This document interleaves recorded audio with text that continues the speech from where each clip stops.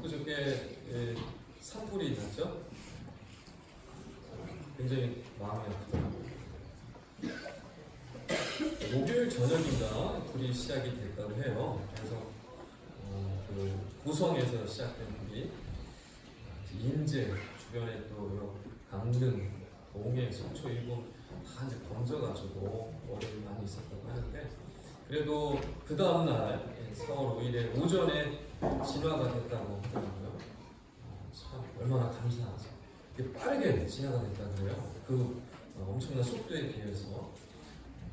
또 어떻게 이렇게 빠르게 진화가 될 수 있었느냐? 여러 이제 뉴스들을 보셔서 아시겠지만 발빠른 미리 대응 배치가 있었다고 얘기하죠. 그래서 불이 많이 번지지 않았다라고 얘기를 하고 있는데, 특별히 이 소방청에 총동원 관련이 있어서 전국에 있는 소방차들이 다 모였다고 하죠. 그래서 4월 5일 새벽에 전국에 있는 소방차들이, 전국에 있는 정말 수백 대 소방차들이 강원도로 향하는 고속도로의 진풍경이 펼쳐져서 다 얘기를 하더라고요.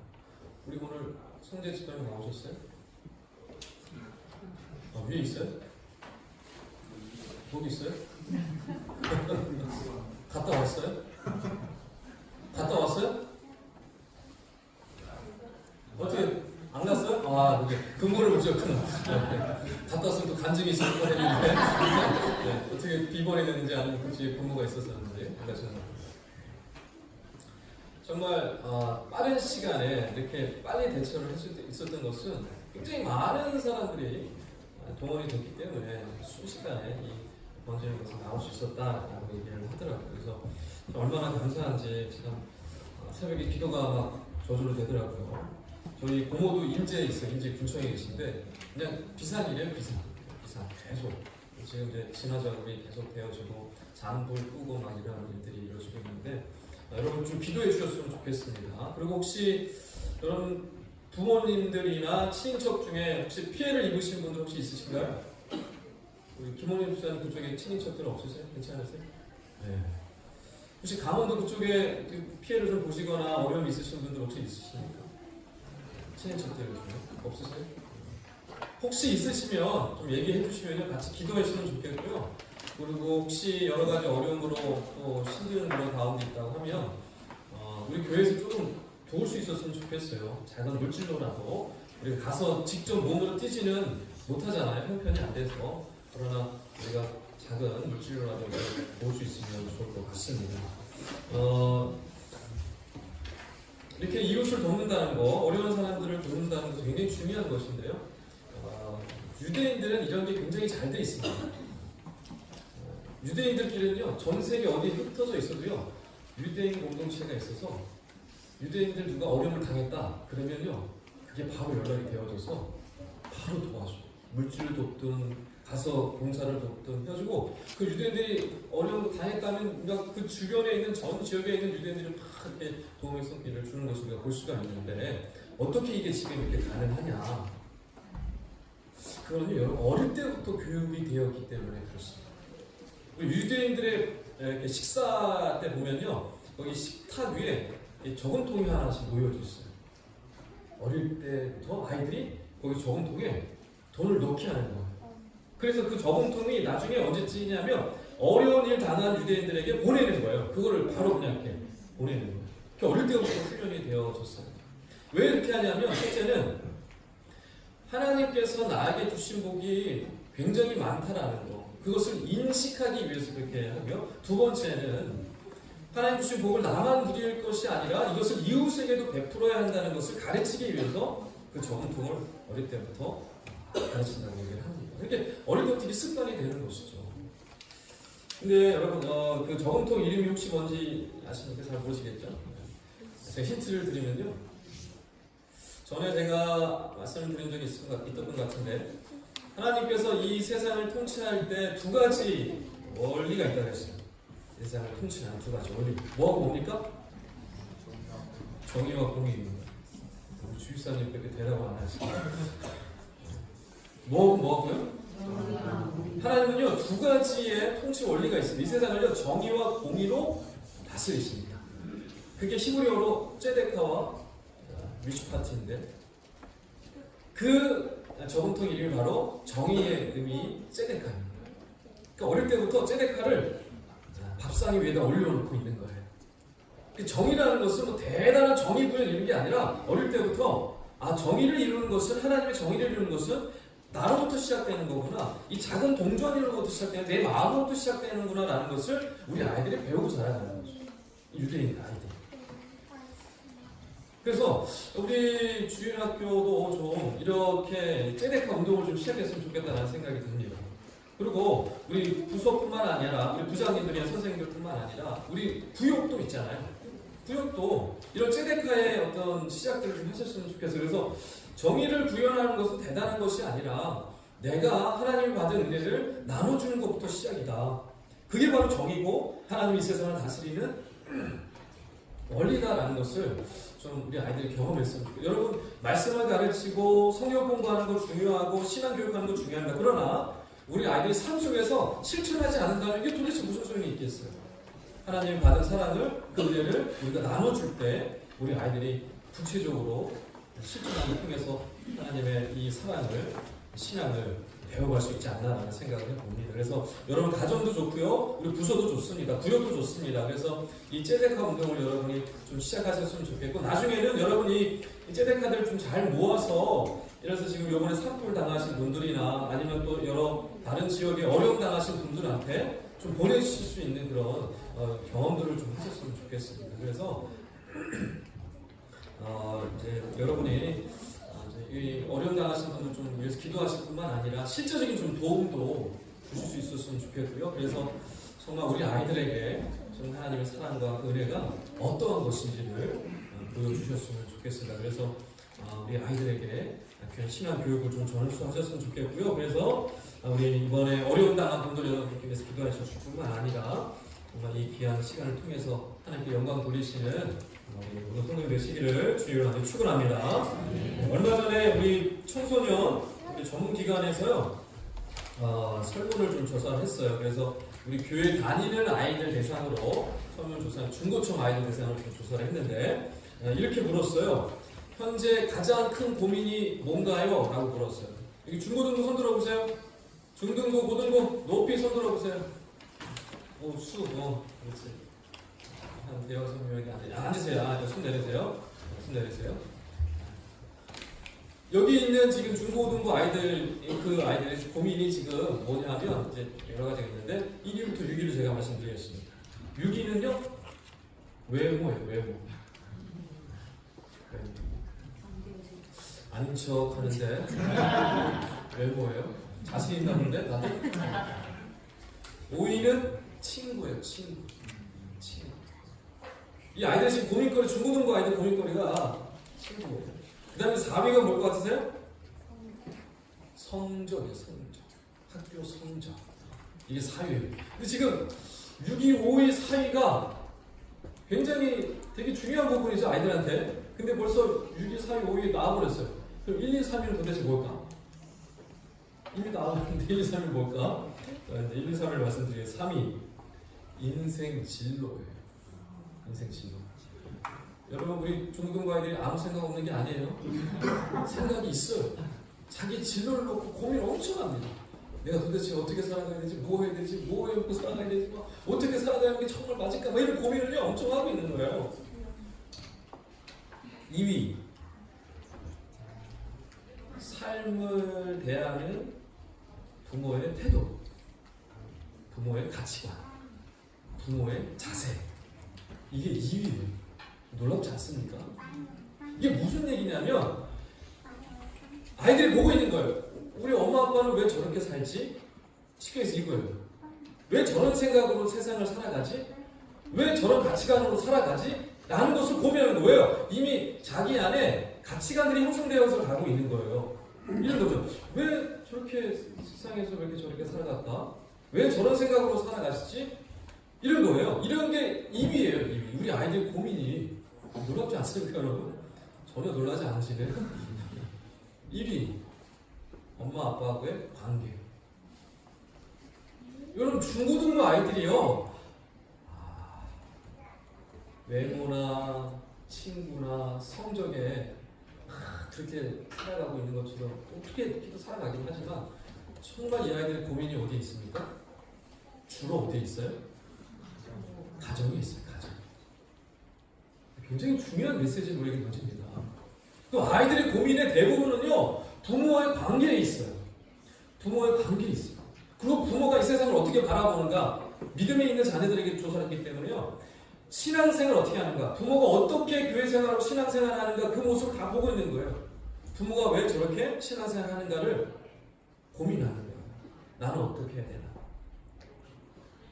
그러니까 이 설명을 통해서 우리가 알 수 있는 것은요, 우리 중고등부 아이들뿐만 아니라 우리 자녀들의 기억에는요, 부모의 모습이 새겨진다는 것입니다. 그게요, 우리 아이들에게 사실이에요. 증명해 볼까요? 여기 지금 부모님들 앉아 계시죠? 지금 여러분이 지금 이 모습, 이 상태에 이르기까지 누가 영향을 주셨을 것 같아요? 여러분의 부모님이 선한 영향력을 끼쳤을 수도 있고요, 그 반대일 수도 있어요. 나는 저렇게 절대로 살지 않으리라, 그런 것도 있고요, 나는 저렇게 살아야 되겠다 라는 것도 있어요. 지금 그 모습의 대부분이 여러분의 지금 모습에서 드러나고 있어요. 마찬가지로 여러분 자녀도 여러분의 모습, 여러분의 가치관, 여러분의 삶의 모습, 신앙의 모습, 믿음의 모습을 보고요, 다 지금 각인하고 있어요. 우리 아이들의 머릿속에, 그들 삶 속에. 부모의 믿음의 모습, 삶의 모습이 중요할까요? 중요하지 않을까요? 우리 친구들 한번 대답해 보세요. 유초등부 친구들, 우리 중고등부 친구들, 부모님의 모습이 나에게 중요할까요? 중요하지 않을까요? 왜요? 만사 다 포기한 목소리야. 아유, 중요하죠. 이런 표현이 지금 우리 친구들이 중요합니다. 너무너무 중요해요. 우리 아이들도 다 알고 있어요. 그래서 여러분, 특별히 믿음의 부모는요, 내 믿음의 모습이, 믿음의 이 생활의 모습이 우리 아이들에게 어떻게 비춰지느냐가 너무너무 중요하기 때문에 여러분을 스스로 돌아봐야 합니다. 너무너무 이게 중요합니다. 그래서 부모는요, 하나님이 자녀들에게 보내주신 메시지. 다시 한번 말씀드립니다. 무슨 소리나?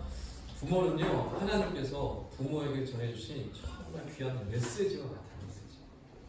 여러분 자녀들이 하나님의 메시지를 누굴 통해서 받는 거예요? 부모를 통해서 받습니다. 그렇다면 어떻게 바른 모습, 믿음의 모습 우리 자녀들에게 보여줄 수 있을까? 이게 중요하겠죠. 이게 중요하잖아요. 성경에는 하나님의 언약에 대한 부분의 말씀들이 굉장히 많이 등장을 하는데요. 예를 들어서 이런 거죠. 하나님께서 아브라함에게 땅을 주시겠다라고 약속해 주시고, 또 자녀를 주시겠다라고, 복을 주시겠다라고 약속을, 언약을 해 주시거든요. 근데 왜 그 언약을 해 주셨다고 했죠? 창세기 18장 19절에 그 답을 주셨죠. 제가 읽어드리겠습니다. 내가 그로 그 자식과 권속에게 명하여 여호와의 도를 지켜 의와 공도를 행하게 하려고 그를 택하였나니 이는 나 여호와가 아브라함에게 대하여 말한 일을 이루려 함이니라. 아멘. 그러니까 아브라함에게 약속을, 언약을 주신 이유는요, 그 아브라함으로 하여금 그와 그 자손이 하나님의 정의와 공의를 이루게 하기 위해서 내가 그에게 약속을 줬다, 약속했다, 그리고 그 약속을 내가 이뤄가고 있다라고 얘기하고 있어요. 그러니까 아브라함은 그 언약을, 약속을 받고 어떻게 살아가는 거예요? 그의 삶 속에서요, 그 하나님의 언약이 실제로 이루어지는, 성취되어지는 그 모습을 우리 아이들에게, 자녀들에게, 자손에게 보여주며 살아갔다는 거예요. 아브라함의 모습은요, 그거예요. 하나님이 주신 이 언약이 나에게 성취되어지고 내 삶에 성취되는 것을요, 우리 자녀에게, 자기의 자녀에게, 이삭과 또 야곱에게 그 모습을 보여주려고 살아간 거예요. 평생 하나님 부르시는 그날까지. 그게요, 아브라함의 사명이었어요. 그게 믿음의 모습이 자녀들에게 전해질 수 있도록 살아가는 거예요. 그게 그의 사명이었습니다. 여러분, 아브라함이 그 마지막 부르심 받는 순간까지 했던 일이 다른 게 아니에요. 자기에게 약속해 주신 그 하나님의 언약을 따라 충실하게 살아가고 그 약속이 성취되어지려고 가는 것을 우리 자녀들에게 보여주는 거예요. 그 삶을 살아가는 거예요. 다른 게 없습니다. 지금 이 시대 우리 믿음의 부모들에게 요구하는 건 뭘까요? 다를 바가 없습니다. 우리 부모들도 똑같아요. 이제 우리 자녀들에게 자녀 손에게 해야 될 건 뭐냐면 하나님이 나에게 약속해 주신 그 약속이 어떻게 성취되어져 가고 그 약속의 귀한 말씀들이 예언들이 이 약속들이 나를 통해서 어떻게 이루어지는지를 우리 자녀에게 보여주는 거예요. 그게 우리의 사명인 것입니다. 그래서 우리의 자녀들 우리의 믿음의 모습을 보고 하나님의 약속이 이렇게 이루어졌구나. 우리 부모님을 통해서 이렇게 일하셨구나. 우리 부모님이 하나님께 이렇게 귀하게 쓰임받았구나 라는 사실을 우리 아이들이 보고 배우면 되는 거예요. 그게 신앙의 교육을 전수하는 것입니다. 다른 게 아니에요. 그래서 이 이야기를 오늘 이 말씀을 통해서 우리가 좀 구체적으로 나누길 원하는데요. 오늘 말씀은 창조 이후에 가장 먼저 주신 약속입니다. 이 약속에 과연 우리에게 어떤 의미가 있고 이 약속의 특징이 무엇인지를 우리가 좀 살펴볼 필요가 있고요. 그래서 여러분 바로기는 이 오늘 말씀 여러분 잘 간직하셔서요. 여러분 우리 자녀들에게 믿음의 본이 무엇인지를 좀 보여주셨으면 좋겠습니다. 여기 앉아 계신 우리 믿음의 자녀들, 우리 후배들, 우리 다음 세대를 위해서 정말 하나님의 이 약속이 나에게 어떻게 이루어지고 성취되어지는 것인지를 여러분 잘 깨달으셔서 우리 아이들에게 그 모습을 좀 보여주셨으면 좋겠고요. 그래서 우리 아이들이 오랫동안 기억할 만한 우리 엄마 아빠가 이 말씀으로 이렇게 살아가셨구나라는 그런 기억할 만한 표대 정말 아름다운 그런 기억들을 여러분 우리 자녀들에게 전해주시는 복된 시간 되시기를 주님을 축원합니다. 첫 번째는요, 하나님께서 이 언약을 주셔서 우리에게 요구하시는 것, 그것은 뭐냐면요, 하나님은 나를 통해서 세상에 하나님의 형상을 드러내기를 원하신다는 것입니다. 뭐라고요? 나를 통해서 하나님의 형상을 드러내기를 원하십니다. 하나님의 형상. 우리 26절, 27절 한번 다시 한번 읽어볼게요. 제가 26절 읽고 여러분 27절 읽겠습니다. 하나님이 이르시되 우리의 형상을 따라 우리의 모양대로 우리가 사람을 만들고 그들로 바다의 물고기와 하늘의 새와 가축과 온 땅과 땅에 끼는 모든 것을 다스리게 하자 하시고 하나님이 자기 형상 곧 하나님의 형상대로 사람을 창조하시되 남자와 여자를 창조하시고. 아멘. 우리 주일학교 친구들, 우리 초등부, 중고등부 친구들 하나님의 형상으로 여러분을 만드셨다는 것을 믿으십니까? 다시 한번 아멘 크게 대답 한번 해보세요. 하나님께서 여러분을 하나님의 형상으로 만드셨다는 것을 믿으십니까? 네. 아멘 하라고 했더니 네. 우리 청교도들 사랑스럽습니다. 그래도 사랑스럽습니다. 그리고 어른들에게 우리 장년들에게 물어보겠습니다. 하나님께서 여러분을 하나님의 형상으로 만드셨음을 믿으십니까? 네. 믿으시죠? 네. 생각해 보셨어요? 왜 하나님의 형상으로 빚으셨는지? 왜 하나님의 형상으로 빚으셨을까요? 다른 형상이 아니라 하나님의 형상을 이 땅에 드러내기 위해. 여러분 하나님은 영이시기 때문에 눈에 보여 안 보여요? 보이지 않습니다. 근데 그 하나님을 어떻게 보여줄 수 있어요? 어떻게 세상에 어떻게 드러낼 거예요? 우리를 통해서. 할렐루야. 우리를 하나님의 형상을 빚으신 목적이 바로 거기에 있는 것입니다. 그래서 우리는요, 하나님의 형상으로 지음받은 사람들은요, 하나님의 손길이 묻어 있습니다. 하나님 지문이 거기에 찍혀 있어요. 우리 지문이 찍히잖아요. 막 이렇게 컵 잡고 막 그러면 지문이 찍히잖아요. 마찬가지로 우리의 모습 가운데 하나님의 지문이 찍혀 있어요. 그러니까 하나님의 그 아름다운 그 모습들이 우리의 모습에 깃들여 있는 것이에요. 그래서 우리가 하나님의 사람을 딱 만나면요, 어떻게 할까요? 그 하나님의 사람을 알아볼까요? 알아보지 못할까요? 알아봅니다. 알아봐요. 신기하게 알아봅니다. 얼마 전에 스트렉스 정기검사라고 이렇게 날라왔어요. 스트렉스가 이제 어쨌든 명의가 저한테 되어 있으니까 그래서 제가 이제 스트렉스 점검을 받으려고 이제 찾았더니 근처에 있더라고요. 그래서 가까운 데 있어가지고 제가 바로 가가지고 이제 정비를 하려고 이제 맡겼어요.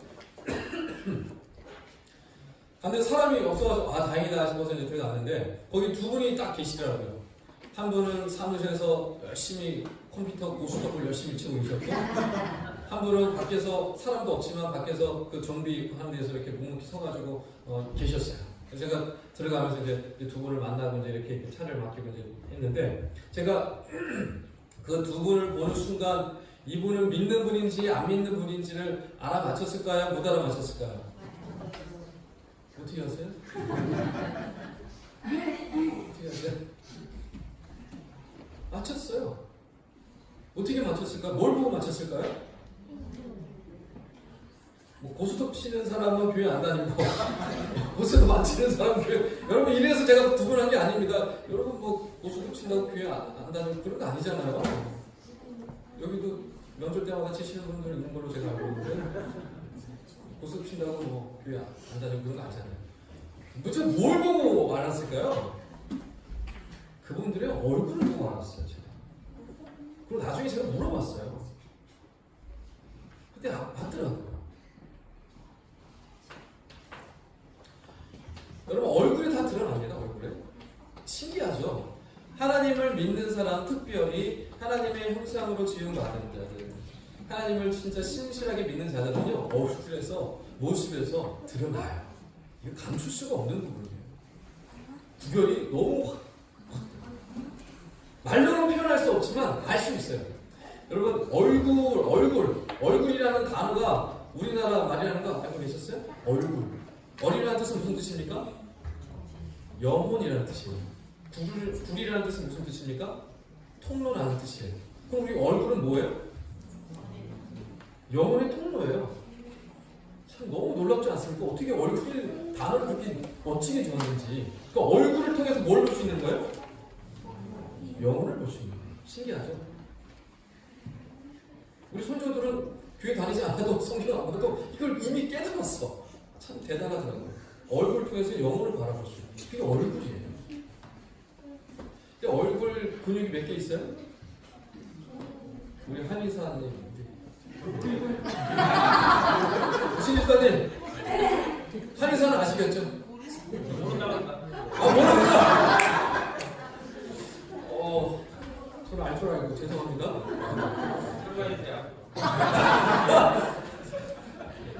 80개가 있다고요. 얼굴 근육이. 이 얼굴 근육 80개를 움직여서 몇 개 표정을 만들 수 있을까요? 지금 누가 말씀하셨어요? 성전산. 이야, 손지사님이 조금 한의학을 좀 하셔야 돼요.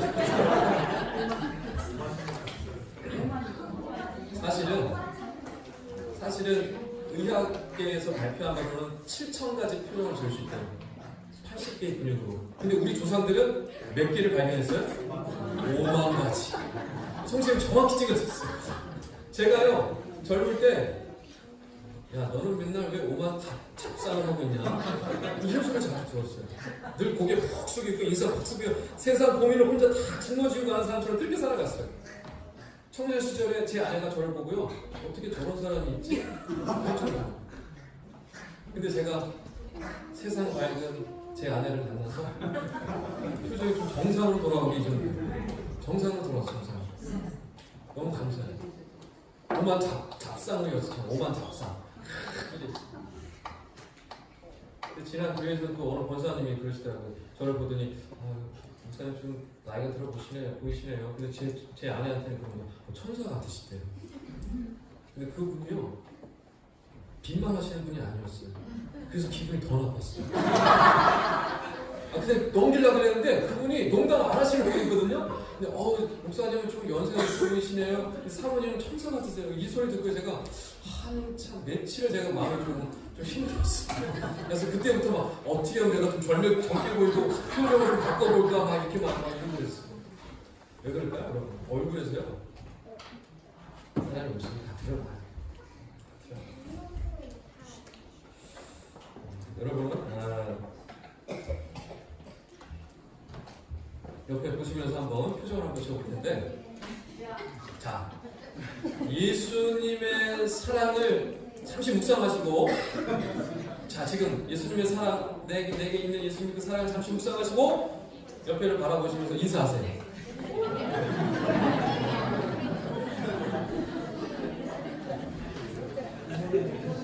자 이번에는 두 번째는 우리 친구들 잘 들으세요. 두 번째는 10억 복권 당첨됐다. 나는 지금 10억 복권이 당첨됐다 소식이 들렸다. 자, 그 마음을 가지고 옆에 분을 바라보면서 인사하세요.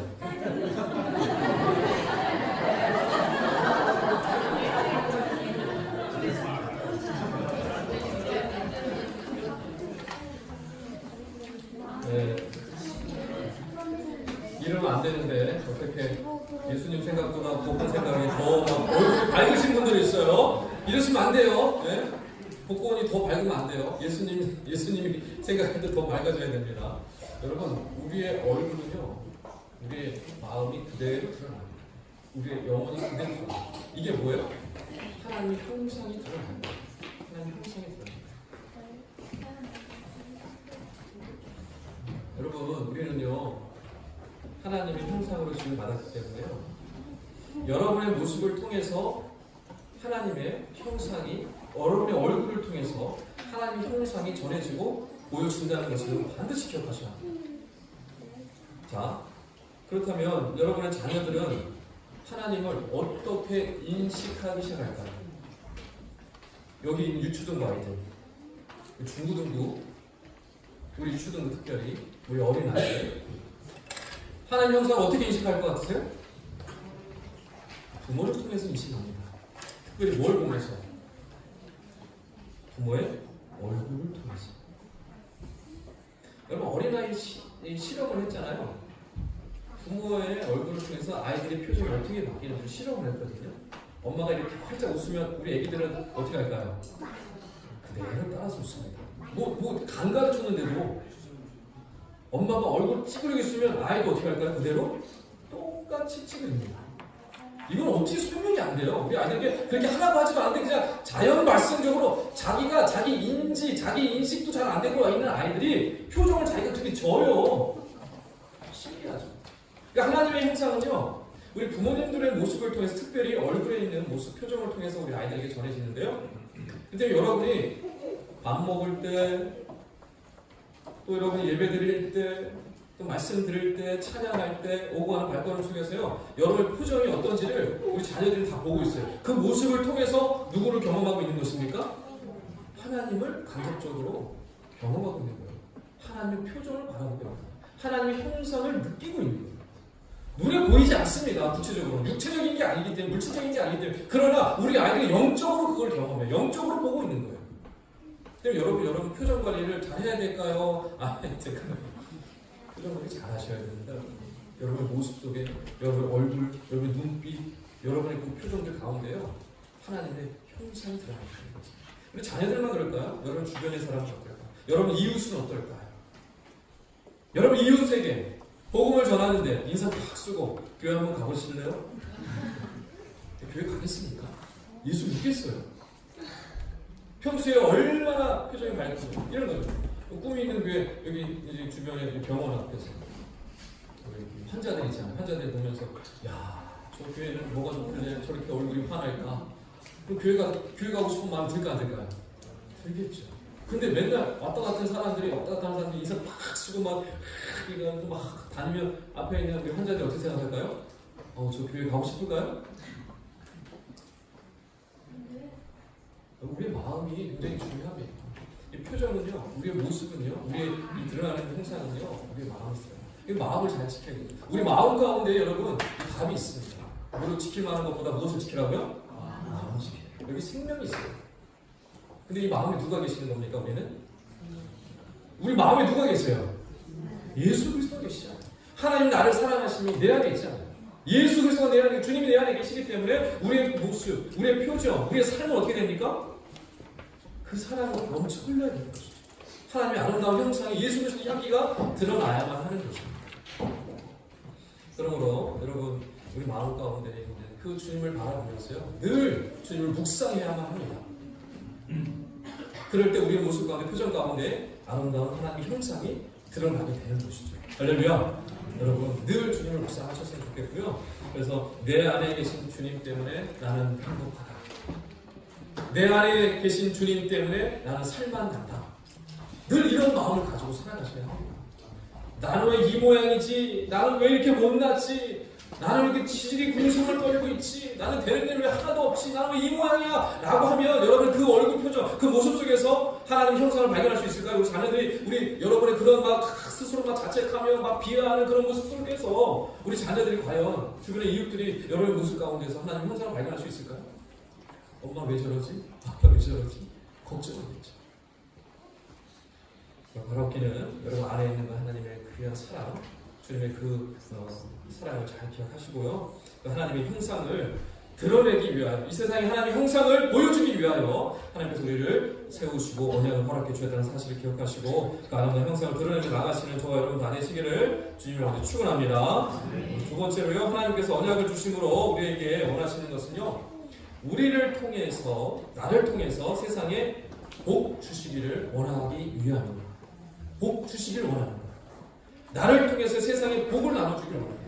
오늘 우리 28절 말씀 다 같이 한번 읽어볼게요. 28절입니다. 하나님이 시작. 하나님이 그들에게 복을 주시며 하나님이 그들에게 주시되 생명하고 번성하여 땅에 충만하라. 땅을 정복하라. 바다의 물고기와 하늘의 새와 땅에 움직이는 모든 생물을 다스리라 하시니라. 아멘. 여러분, 만약에 이번 산불이요 이렇게 났을 때 정부에서 발빠르게 대처하지 못했다면 어떻게 됐을 것 같으세요? 또 지금 8천여 명이 넘는 군과 경찰과 공무원과 수없이 많은 이 많은 사람들이 투입이 되지 않고 일하지 않았으면 어떻게 됐을 것 같아요? 전국에 있는 소방차가 다 달려가서 불 끄지 않았으면 어떻게 됐을 것 같아요? 강원도에 있는 이 아름다운 산, 이 숲 어떻게 됐을까요? 사라졌습니다. 이게 뭡니까? 바로 다스림입니다. 하나님이 자연을 다스리라고 했어요. 다스림입니다. 이게 하나님 주신 우리에게 중요한 거예요. 이게 바로 복입니다. 여러분, 하나님께서요 특별히 그의 형상으로 만든 남자와 여자를 형상으로 만드셨잖아요. 그리고 나서 뭐라고 직접 말씀해 주셨습니까? 세 가지 말씀해 주셨죠?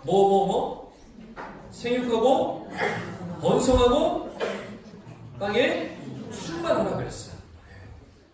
이게 무슨 뜻인지 이미 다 알고 계시죠? 모르세요? 생육하고 번성하고 충만하라 무슨 뜻입니까? 가정을 꾸리고 뭐라는 거예요? 아이를 낳는 것이죠. 생육하고 번성하고 충만하라. 할렐루야. 네. 알고 계시죠? 네. 생육하고 번성하고 충만하라. 결혼해서 가정을 꾸리고 자녀를 낳으라는 뜻입니다. 그래서 여러분, 믿음의 사람은요, 하나님의 형상을 지음받은 사람들은요, 결혼을 해도 되고 안 해도 되고의 문제가 아닙니다. 내 기호의 문제가 아니에요. 아이를 낳고 안 낳고 내 기호의 문제가 아닙니다. 이건 하나님의 뭐예요? 명령입니다. 그러니까 이건 지켜야 되고 안 지켜야 되는 문제가 아니에요. 명령에 반드시 해야 할 명령입니다. 고개 숙이신 분들이 몇 분 계시면 고개 들으세요. 앞으로 결혼하고 애 낳아도 되는 거예요? 고개 들으세요. 왜 고개를 숙이고 최소한 몇 명 낳아야지 될까요?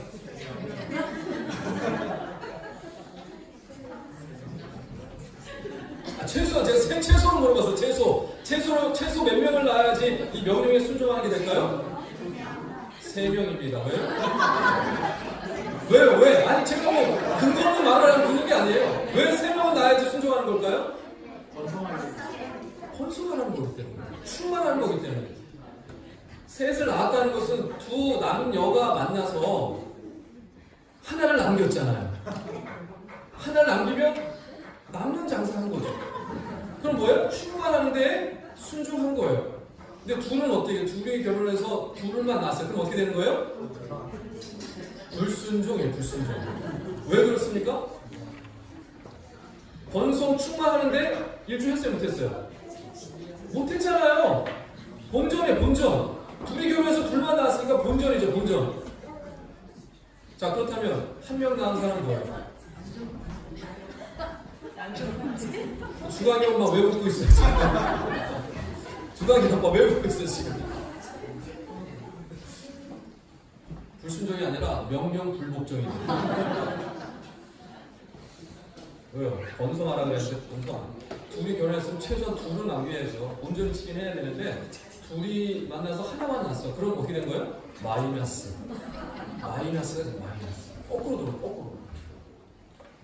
아니 제 얘기가 아니라, 아니 목사님 셋 낳았다고 너무 그렇게 얘기하시는 거 아니라고 말씀하실 수 있는데, 아니 그게 아니에요. 왜 성경에 그렇게 말씀하고 있으니까 명령이기 때문에 저는 그렇게 말씀드리는 거예요. 때문에 여러분, 하나나 둘 낳으신 분들은 좀 분발하셔야 돼요. 좀 늦으신 분들은 어쩔 수 없지만, 그리고 연세 있으신 분들한테 제가 강요하지 않고요. 그래도 지금 가능하신 분들 이게 말씀을 드립니다. 그래서 식당에 요즘 아이 셋을 데리고 가면요, 이상하게 쳐다봐요. 아니 요즘도 셋을 있네요. 이상하게 쳐다봐요. 아이가 셋이나 되세요? 이렇게 쳐다봐요. 저는 그분들이 이상해요. 왜 이상해요 이게? 아니 양육비 때문에 애들 교육비 때문에 애를 못 낳겠다라고 하는 것은요 뭐냐면요 무슨 말하고 똑같으냐 하면요 나는 하나님께 내 자식 못 맡기겠다라는 뜻하고 똑같아요. 하나님이 내 아이 키워줄 것을 나는 믿지 못한다라는 거 똑같은 거예요 여러분. 내가 혼자 다 키우겠다는 뜻이에요. 내가 양육비 교육비 걱정해서 애 못 낳겠다? 내가 책임지고 키우겠다는 것이지 하나님은 못 믿겠다는 하나님께 맡기지 못하겠다는 뜻이에요. 여러분 하나님께서 아이 많이 낳으라 그러고 번성하고 충만하라 그랬는데 많이 낳은 사람들 하나님이 난 모른다. 너 많이 낳지만 나는 모르겠다. 책임 없다라고 하실까요? 아니 절대 그런 분이 아닙니다. 하나님께서는요 많이 낳고 충만하라고 분명히 말씀하고 명령하셨기 때문에 많이 낳은 사람들을요 책임지십니다. 그 아이를 하나하나 다 책임져 주십니다. 아니 우리 여기 지금 셋 있으신 분들은 아멘 안 하는데 우리 장로님만 아멘 하시고 우리 주집사님 왜 아멘 안 하세요? 우리 신집사님 왜 아멘 안 하세요? 우리 예원이 엄마 아빠 왜 아멘 안 하세요?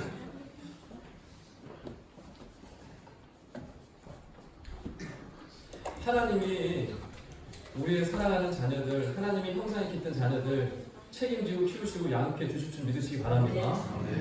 하나님 키워주시는 거예요. 내가 키우는 게 아닙니다. 왜요? 하나님 주신 기업이고요. 하나님의 사람이에요. 내 사람이 아니고 내 자녀가 아닙니다. 내 자녀에게 지금 맡겨주시는 잠깐 내 자녀이죠. 그러나 하나님의 근본적인 자녀입니다. 누가 책임지실까요? 하나님이 책임지십니다. 그러나 여러분 중요한 것은 무조건 애 많이 낳는다고 해서 중요한 게 아니에요. 좋은 게 아니에요. 애를 낳아도 하나님의 형상으로 닮아가도록 빚어가야 되겠죠. 하나님의 형상을 닮은 아이라고 한다면 셋, 넷이 중요하겠습니까? 하나라도 충분하죠. 주광이 하나라도 충분해요? 주광이가? 위로받으시라 지금. 셋, 안 난다고 또 오늘 가서 목사님이 왜 나한테 이렇게 막 하셨을까 막 시험 들지 마시고 주광이요? 잘 키우시면 돼요. 하나님의 형상을 닮은 아이. 그러면 일당백하면 되는 거예요. 아니 하나님의 형상으로 지금 받은 사람들이라고 하면서 그 역할을 못하고 살아가는 사람들이 이 세상에 얼마나 많습니까? 얼마나 많아요. 제대로 키우면 되는 거예요. 하나님의 형상을 닮은 아이들. 온 우주 만물을 허락해 주셨잖아요. 하나님께서 우리 형상을 지음받은 목적이 우리에게 통하여서 복을 전하기 위해서 우리 자녀에게 복을 전할 뿐만 아니라 자녀 통해 세상에 복을 주시기 위해서 충만하라 번성하라고 말씀하신 거예요. 아니 적으면 좋겠어요? 많으면 좋겠어요? 많으면 좋겠죠. 많이 나타나서 정말 세상을 다스리고 온 우주 만물을 어떻게 다 다스리고 통치하고 온 땅을 어떻게 정복해요? 많아야 되잖아요. 자손이 충만해야 되잖아요. 그러나 충만하고 그 숫자가 중요한 게 아니라 진정한 하나님의 사람이 중요한 것이죠. 하나님의 형상을 닮은 형상으로 빚어받은 온전한 하나님의 형상을 닮은 사람이 세워져야 되는 것이죠. 그렇기 때문에 이 복을 주기 전에 우리가 이 하나님의 형상을 본받아야 되는 거 우리 자녀들에게 이 복을 전할 수 있도록 하나님의 형상으로 온전히 신앙으로 유전으로 우리 나눠줘야 하는 것입니다. 그래서 우리의 자녀가요, 이 하나님의 형상을 닮은 자녀로 나가게 되는 것입니다. 여러분, 말씀을 좀 마무리하겠습니다. 아무리 과학이 발달되어지고 정치 경제가 발달되어지고 세상의 문명이 발달했다고 하더라도요, 하나님의 사랑, 하나님의 복이 반드시 필요한 줄 믿으시기 바랍니다. 그 하나님의 복을요, 우리가 전해야 되는 거예요. 우리 자녀들이 전해야 하는 것입니다. 여러분 필요한 것이 너무너무 많습니다. 하나님의 이 복, 하나님의 이 사랑이 필요한 것이 너무너무 이 세상에 많아요. 근데 그것을 우리가 섬기지 못하고 복을 나누지 못한다면 우리가 언약 백성이라 할 수가 없는 거예요. 우리를 언약 백성으로 불러주신 이유, 믿음의 백성으로 불러주신 이유는 바로 그것입니다. 하나님의 형상을 세상에 보여주어라. 하나님이 이런 분이라는 것을 보여주어라. 두 번째는 무엇입니까? 하나님 주신 복을 나눠주어라. 복을 베풀어라. 세상이 그 복을 누리게 하라. 그래서 우리에게 이 언약을 주신 것처럼 믿음의 삶을 살아가게 하신 것입니다. 제가 바라보기는 우리 옆에 있는 사랑하는 우리 자녀들에게 하나님의 아름다운 형상을 여러분 표정과 삶과 모습을 통해서 보여주시길 애쓰시고요. 그뿐만 아니라 여러분 주신 귀한 복, 이 귀한 복을 여러분 누리는 것으로 먹는 것이 아니라 이 복을 어떻게 하든지 우리 자녀에게 잘 전하시고 우리 자녀로 하여금 이 살아있는 하나님의 놀라운 사랑과 그 은혜와 복을 세상에 전하는 데 열심으로 믿음 생활을 나가셔서 귀한 자녀들을 양육하시고 세상에 파송하시는 꿈 있는 교회로 성령 다 되시기를 주님을 함께 축원합니다.